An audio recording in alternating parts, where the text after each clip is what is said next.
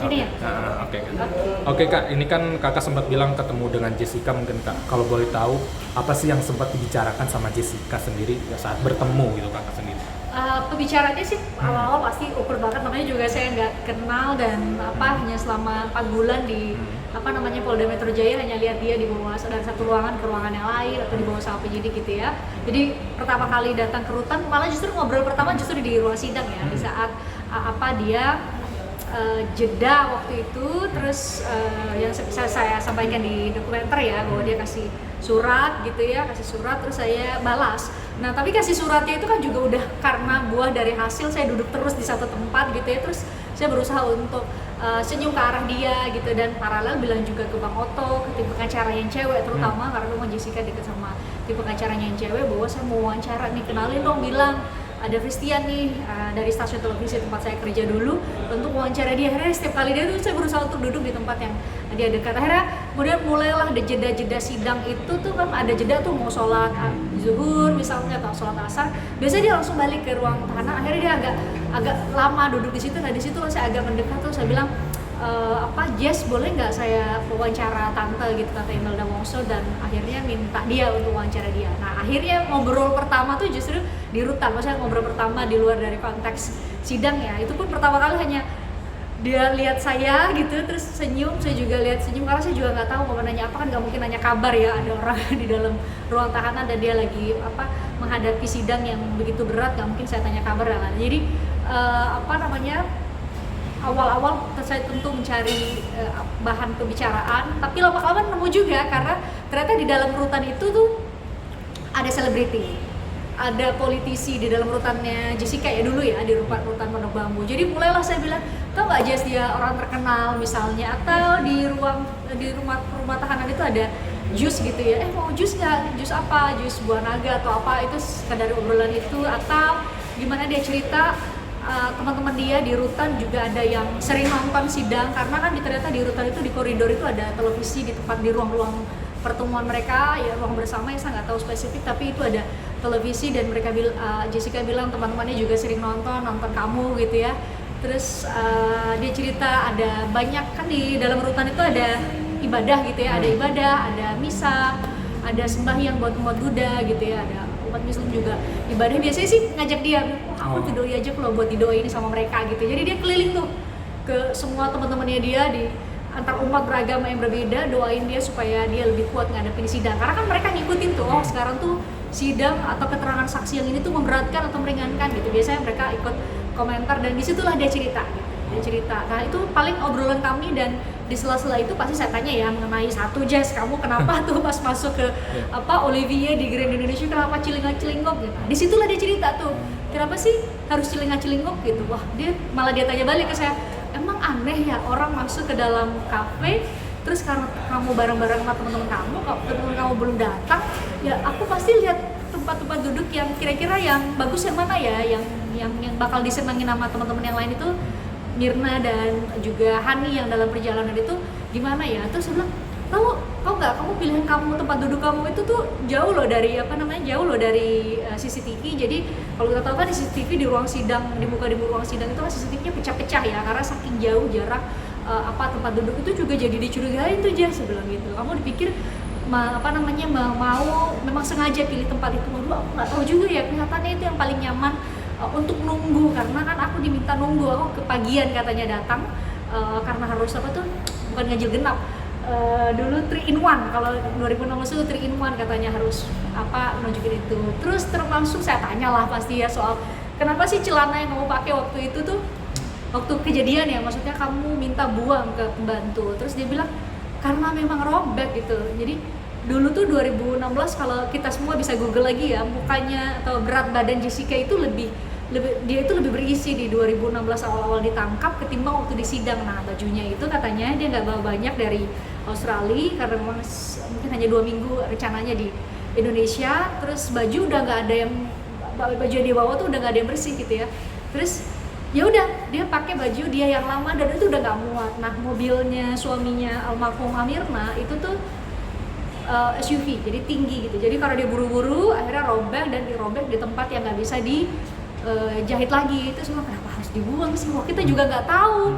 Dia bilang kita juga nggak tahu nih bakal jadi kasus 3 hari setelah dia buang. Tapi gitu. Jadi kalau boleh motong, tanggapan Kak Christian sendiri, kasus ini kan kembali jadi perbincangan publik gitu kan, jadi masyarakat terutama kan, bahwa Jessica ini ramai banget itu. Gimana sih tanggapan?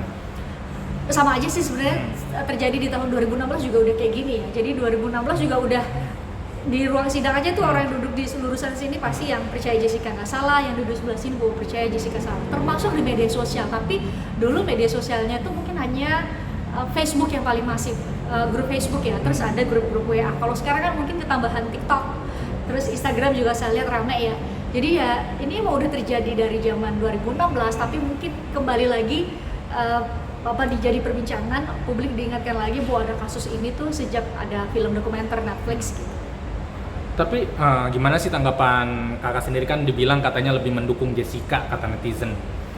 Tergantung dari siapa yang melihatnya gitu, dari posisinya. Jadi kalau orang yang percaya bahwa Jessica salah, pasti dia bilang bahwa saya membela Jessica ya, dengan fakta-fakta hal-hal yang mungkin tidak sesuai dengan ekspektasi dan harapan dia. Tapi bagi orang yang mendukung Jessica, pasti dia bilang, wah bagus ya, akhirnya ada sisi-sisi lain dari Jessica yang belum pernah terungkap selama persidangan, karena semua orang fokus ke nyari cyanida tuh, yang mana cyanida, fokus ke penyebab kematian Mirna dan lain-lain.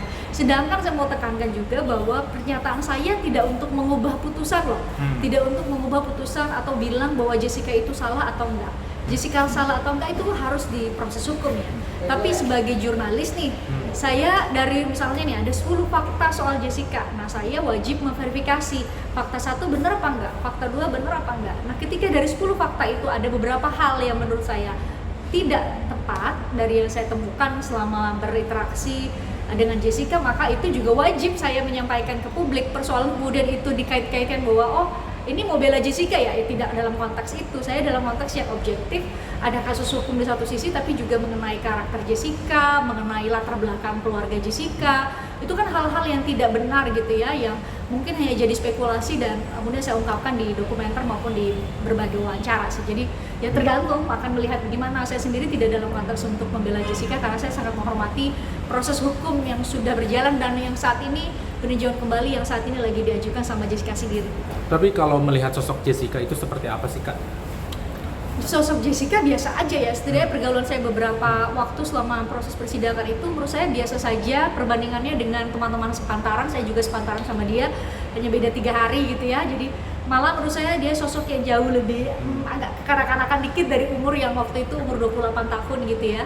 Jadi ya biasa saja sih, saya juga punya teman, banyak yang punya teman seperti Jessica gitu ya, bergaulnya juga biasa aja. Jadi gak ada hal aneh yang saya temukan selama bergaul gitu ya bersama dengan Jessica. Tapi ke waktu kaget gak sih Kak waktu kakak dikasih secari kertas gitu kan sama Jessica gitu kan? Sama secari kertas itu apa, kalau boleh tahu apa sih isinya? Kalau dikasih secari kertas sih mungkin kaget iya pasti, karena kan ternyata memperhatikan baju yang saya gunakan, meskipun ada konteksnya tuh ya, bahwa baju yang saya gunakan emang selalu harus rapi banget gitu. Kalau saya sih nangkepnya kan karena jurnalis televisi saya harus laporan langsung, mungkin Jessica ini nggak punya referensi ya, gimana sih orang kalau jurnalis televisi, jadi juga miss juga ya, mungkin ini orang nih dandan terus dari pagi sampai udah selesai sidang dini hari baru lagi dandan.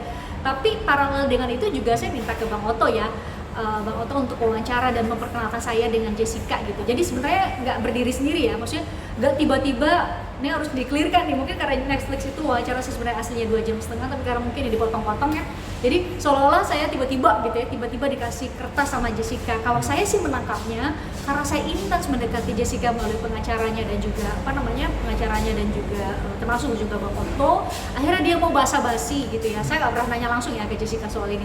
Akhirnya dia mau basa-basi, dan itu biasa banget ya bagi kita, misalnya sesama cewek tuh misalnya, wah kamu bajunya bagus banget ya, atau kamu nyalon di mana sih, kulitnya bagus banget gitu. Jadi ketika ada yang mempersepsikan wah aneh banget ya dia bisa nanya wardrobe kamu, kalau bagi saya sih enggak ya, karena di persidangan itu aja gak hanya Jessica yang muji baju saya gitu ya, ibu-ibu atau ya yang sepantaran juga datang ke sidang, kamu rapi banget ya, baju bagus bajunya, atau bagus badannya, atau wah bagus kamu tetap seger ya dari pagi sampai malam. Jadi itu Jessica bukan orang pertama yang memuji gitu, tapi mungkin jadi luar biasa karena bagi saya ya, karena yang selama ini penantian saya nih lama banget buat gimana caranya Jessica mau diwawancara, akhirnya mau membuka diri dan berkomunikasi. Itu berarti istilahnya dengan penampilan kakak itu bisa menarik perhatian Jessica ya, berarti istilahnya dengan pengen berkomunikasi secara tidak langsung. Kalau saya sih tangkapnya itu basa-basi aja sih sebenarnya. Jadi dia mungkin nggak tahu mau ngobrol pertama kali, mau bilang bahwa ya udah kita udah bisa ngobrol kok, aku udah mulai percaya, kata pengacara aku, kamu juga sering, kan saya sering ikut ya.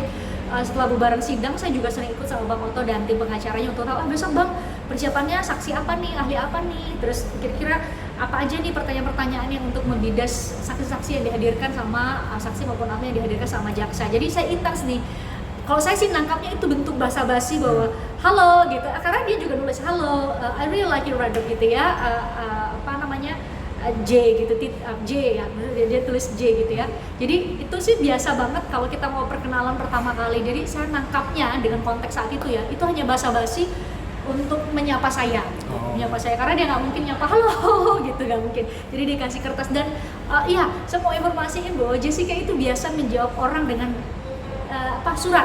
Jadi bisa ditanya tuh banyak banget orang-orang yang percaya dalam tanda petik ya, penggemar Jessica nih yang percaya Jessica nggak salah tuh sering banget dia nulis surat. Jadi makanya sempet kan viral beberapa waktu lalu dia jawab salah satu penggemar yang ngasih sepatu ya, dia tulis dengan surat. Nah itu kebiasaan Jessica, emang dia selalu mengungkapkan sesuatu itu biasanya pakai surat sih, termasuk mungkin ke saya waktu itu. Marnika, kan jaksa sempat bilang kalau Jessica itu memiliki kepribadian yang ganda. Kalau kakak sendiri melihatnya, benar gak sih dia memiliki kepribadian ganda?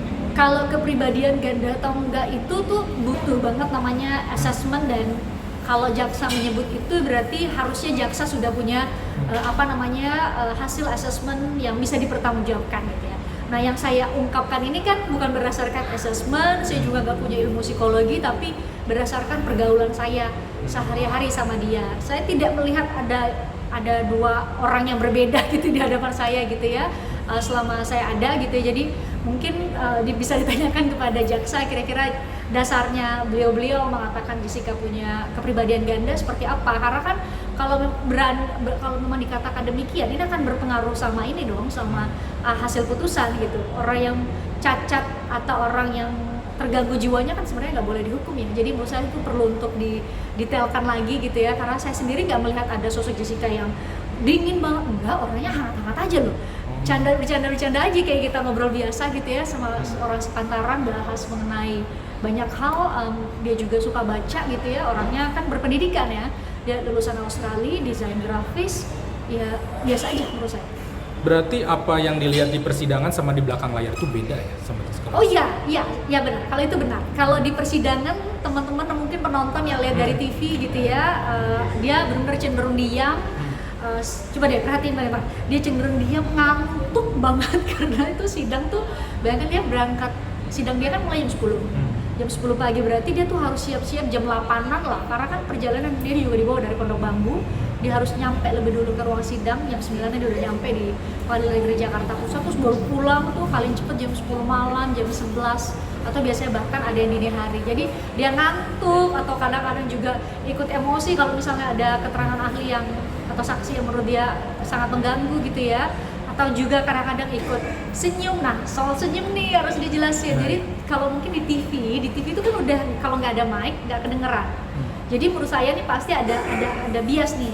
Jadi selalu dia tuh kalau mau ninggalin sidang, memang akhirnya dia tanya, dan saya bilang juga ke Jessica dan tim pengacaranya juga bilang, Jess, itu yang di belakang itu ibu-ibu yang percaya bahwa kamu tuh nggak salah. Jadi sebenarnya kalau Jessica udah mau dibawa ke rutan, mereka tuh teriak-teriak histeris banget, Jess, Tuhan berkati dan lain-lain, semua lah pasti mereka bilang.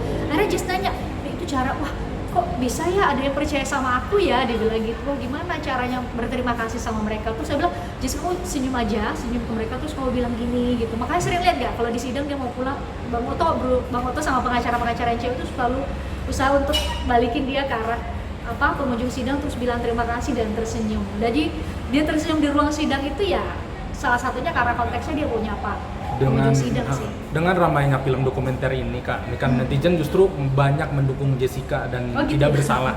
Itu kan bahkan ada yang meminta dibebaskan. Gimana sih Kak tanggapannya?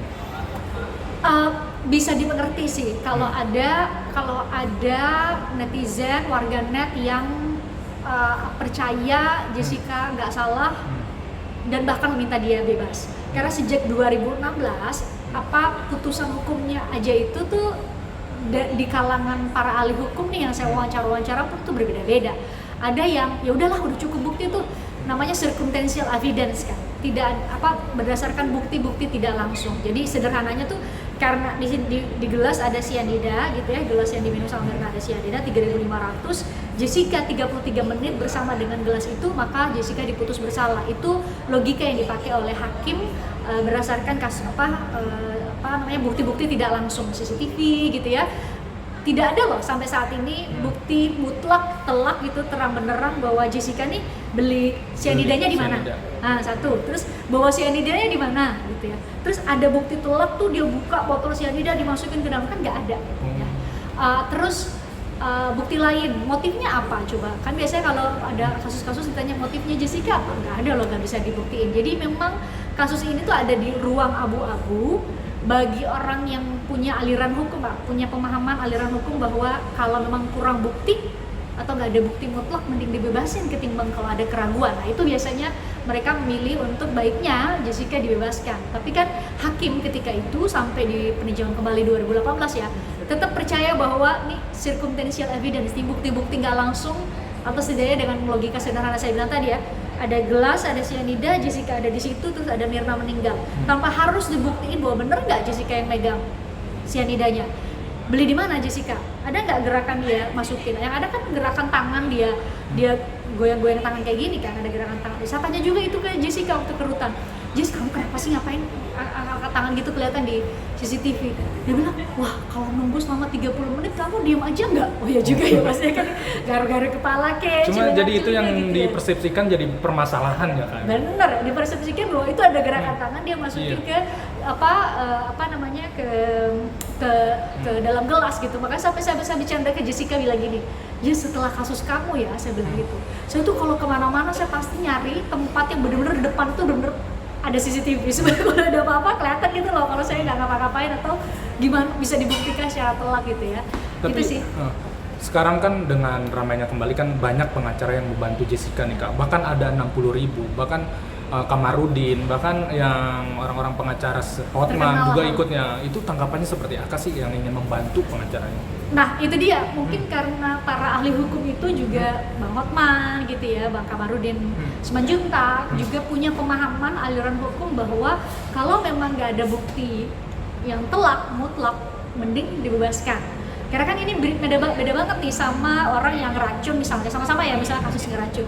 Tapi ada bukti resi penerimaan dia beli di mana, atau bukti CCTV sehari sebelumnya atau 3 hari sebelumnya dia beli misalnya racun tikus terus dia gunakan racun itu minimal ada yang begitu kan. Nah Jessica kan, di kasus Jessica nggak ada sama sekali.